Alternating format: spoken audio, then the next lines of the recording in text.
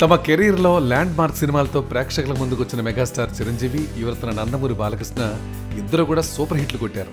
ఖైదీ number 150 versus Gautamiputra Satakarni, ఇలా ఈ పొంగల్కు Tollywood box office వద్ద పోరు హాట్గా సాగుతోంది. ఈ రెండు సినిమాలకు ఫస్ట్ వీకెండ్ ముగిసింది.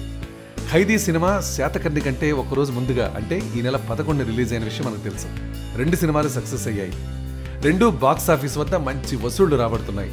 ఇక రెండు సినిమాల కలెక్షన్లు ఎలా ఉన్నాయనేది ఆసక్తిగా మారింది.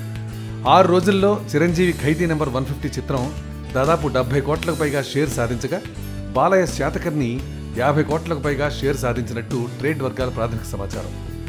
ఇక ఈ రెండు సినిమాల మధ్య ప్రస్తుత షేర్ వ్యత్యాసం 18.20 కోట్ల వరకు ఉండేలా ఉంది. అయితే చిరు సినిమా ఒకరోజు ముందు రావడంతో పాటు చిరు 10 ఏళ్ల తర్వాత తెరపై కనిపించడం, శాతకర్ణి కంటే డబుల్ థియేటర్లలో రిలీజ్ అవ్వటం ఆ సినిమాకు బాగా కలిసొచ్చిందనుకోండి.